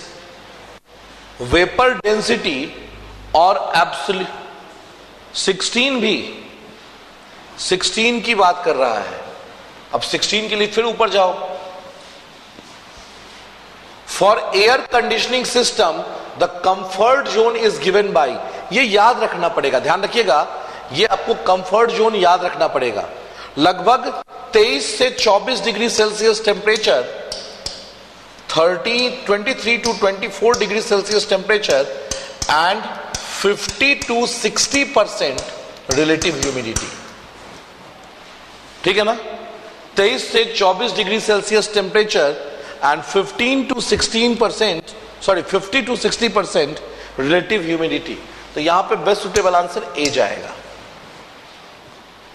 Next question number 17, vapour density और absolute humidity is ratio of mass of the water vapour. ना ये क्या हो गया?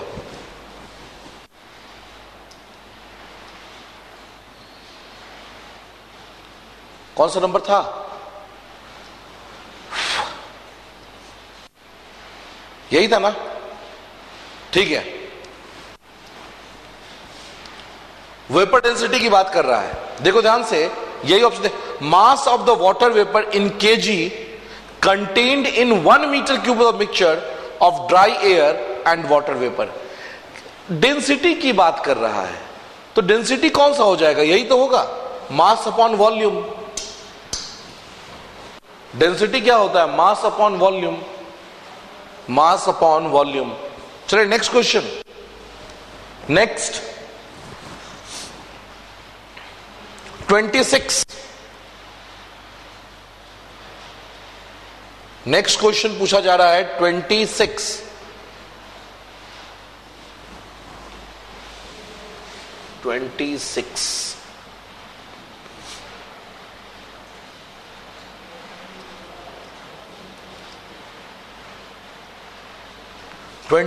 देखो बताओ, effective temperature depends on dry bulb temperature and wet bulb temperature.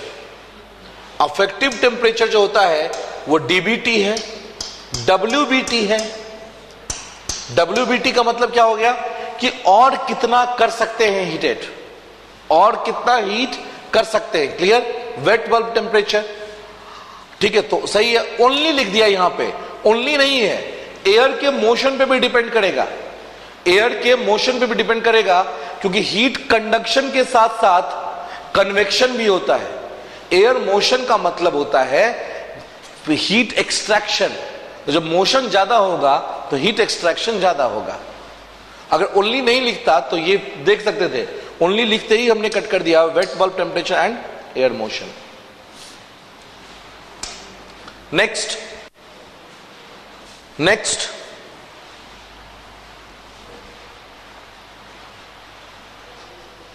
अभी कौन सा डिस्कस कर रहे थे? 27 ही तो अच्छा 27 ये है। Dry bulb temperature and wet bulb temperature is 25 degree Celsius each. इसका मतलब सेचुरेटेड है। इसका मतलब इतना ही क्वेश्चन पढ़ते पढ़ते मुझे पता चल गया कि सेचुरेटेड है। यस और no? And velocity of the air passing over the human body is 6 metre per minute. If the velocity increases to 20 metre per minute, then which one of the following is correct? The effective temperature decreases. Effective temperature decrease कर जाएगा। क्यों?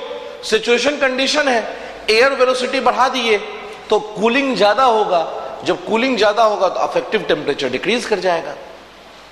Affective temperature decrease कर जाएगा।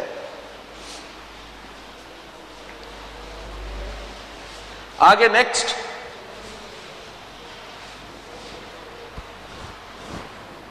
29।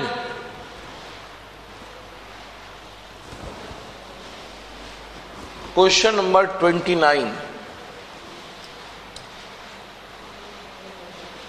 Consider the following statement. Air washer can work. Air washer जो होता है वो humidify भी करता है, डीह्यूमिडिफाई भी करता है और फिल्टर करने के लिए काम होता है। फिल्टर भी करता है एयर को। ठीक है ना? ध्यान रखिएगा। तो ह्यूमिडिफायर भी है, डीह्यूमिडिफायर भी है और फिल्टर भी है, तीनों है। 1, 2 एंड 3। एयर वॉशर जो है वो ह्यूमिडिफाई भी करता है, डिह्यूमिडिफाई भी करता है और फिल्टरिंग भी करता है। क्वेश्चन नंबर 30, कहां है आगे का मैच द फॉलोइंग में?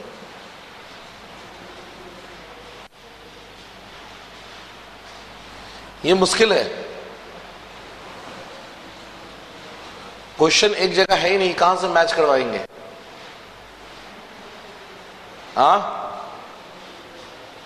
ये मैच कहां से करवाएं?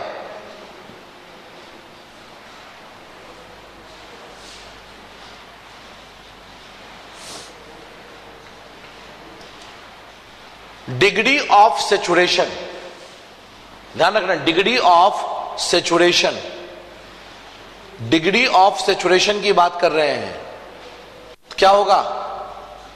Measurement of total enthalpy of moist air कह सकते हैं, measurement of total enthalpy of moist air.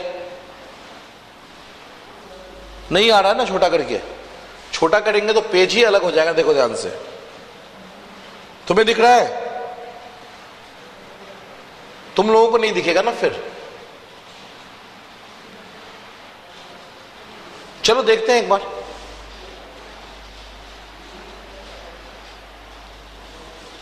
क्या देखो ध्यान से, डिग्री ऑफ सेचुरेशन तो क्या है? Measure of total enthalpy of the moist air, total enthalpy of the moist air, मतलब ए का हो गया 3, ए का हो गया 3। Dry bulb temperature, dry bulb temperature DBT, DBT, DBT देखिए ध्यान से क्या करेगा?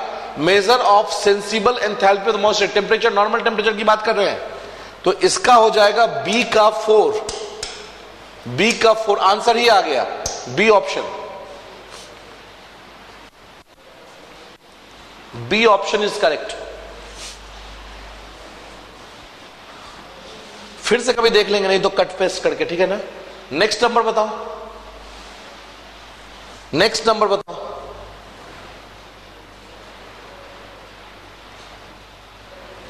क्वेश्चन नंबर 33,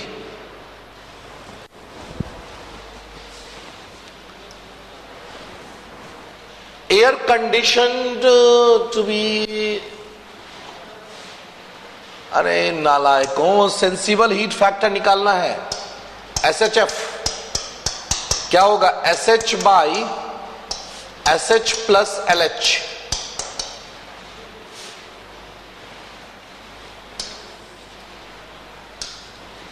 $50 किलोवाट और बाई 50 प्लस 50 0.5। दिक्कत क्या हुआ इसमें? कुछ भी पूछ देता है, मुंह खोल देते हो घोंगे की तरह, कुछ भी क्वेश्चन आ जाता है घोंगे की तरह मुंह खोल देते हो। नहीं, सेंसिबल हीट फैक्टर बता चुका। चलो नेक्स्ट बताओ, नेक्स्ट नंबर 34, 34,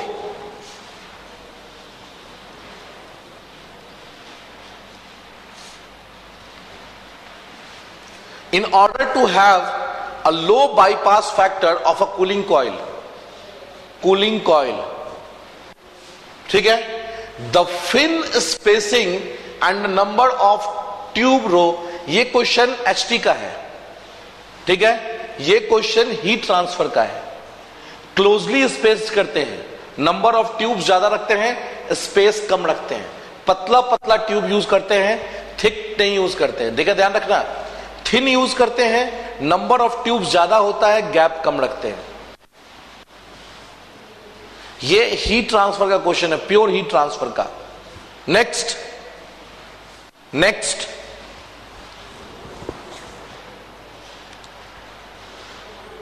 नेक्स्ट नंबर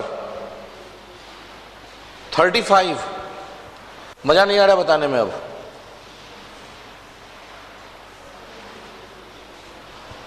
मजा नहीं आ रहा बताने में। The optimum affective temperature for human comfort, higher in winter, winter में हाई कैसे हो सकता है? विंटर में टेम्परेचर होती है 5 डिग्री सेल्सियस, 6 डिग्री सेल्सियस, तो अपना बॉडी जो है वो थोड़ा सा भी ज्यादा टेम्परेचर हो जाएगा, 17 degree Celsius, 18 degree Celsius, 19 degree Celsius, तो कंफर्ट फील करने लगेगा, नहीं करेगा क्या? कॉमन सी बात करो, नॉर्मल टेम्परेचर जो है विंटर के टाइम में कम है, तो इसका मतलब कंफर्ट टेम्परेचर डिक्रीज कर जाएगा, और समर के टाइम में कंफर्ट टेम्परेचर इंक्रीज कर जाएगा। विंटर के टाइम में लगभग होता है 20 डिग्री सेल्सियस, और समर के टाइम में होता है लगभग 22 डिग्री सेल्सियस। ध्यान रखना, 22 डिग्री सेल्सियस, 22 नहीं 23 से 24, अभी जस्ट बताए थे ना, 23 डिग्रीज टू 24 डिग्री सेल्सियस। कौन सा ऑप्शन होगा? देखो ऑप्शन कौन सा होगा?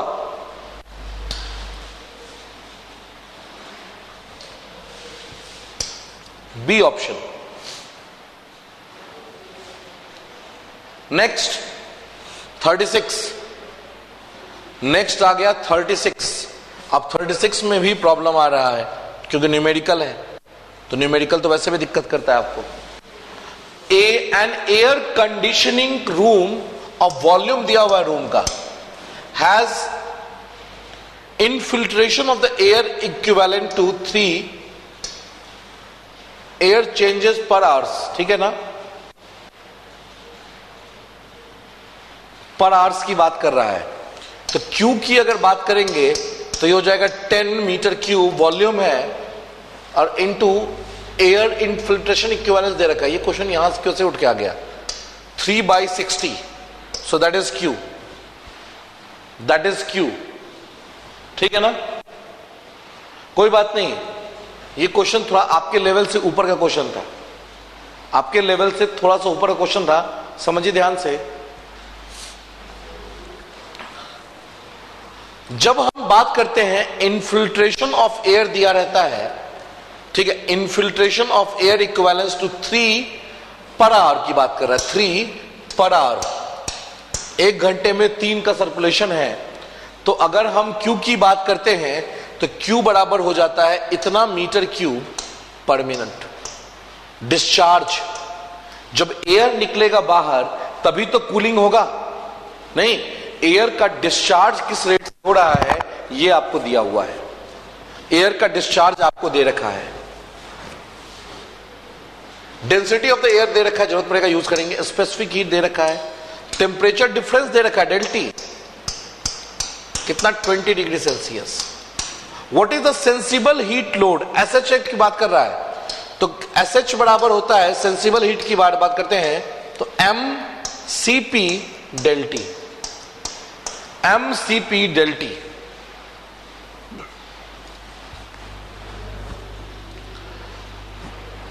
ठीक है ना? mCp डेल्टी, Cp आपको पता है, डेल्टी पता है, m नहीं पता है, आपको m नहीं पता है, अब आपको m निकालना पड़ेगा, आपको m निकालना पड़ेगा, ध्यान रखिएगा। अब m कैसे निकलेगा? रो इक्वल्स टू होता है मास अपॉन वॉल्यूम, तो m बराबर हो जाएगा रो इंटू वी, तो वॉल्यूम ये नहीं, वॉल्यूम ये होगा आपका, ध्यान रखिएगा, ये वाला जो निकाले हैं आप, 10 इंटू 3/60,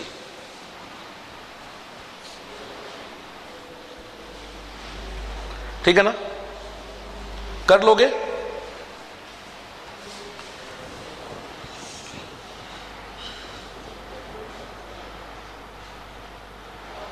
हाँ या ना? कर लोगे ना? किलो वॉट में पूछा है तो बाई 60 कर देना, निकल जाएगा 0.2 किलो वॉट, ठीक है?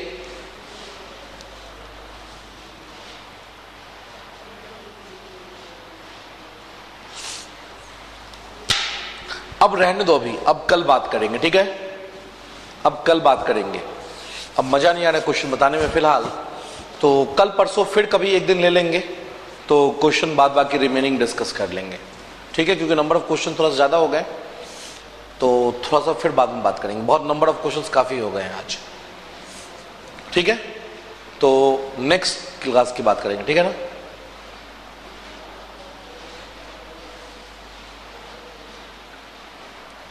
कल से पावर प्लांट होगा स्टार्ट। कितने बजे से क्लास है कल? कल की क्लास कितने बजे है? 7 AM से है, 7 बजे सुबह से है। तो ग्रुप में मैसेज छोड़ देना कि कल से क्लास 7 बजे मॉर्निंग में है, 7 बजे इवनिंग में मत आ जाना, 7 बजे मॉर्निंग में है, ध्यान रखिएगा। 7 AM to 10 AM। ग्रुप में कौन मैसेज डालेगा? कोई बच्चा ग्रुप में मैसेज डाल देना इसको कि क्लास की जो टाइमिंग है वो है 7 AM to 10 AM, ठीक है ना। तो फिर मिलेंगे आपसे कब? कल। तब तक के लिए thank you and good night.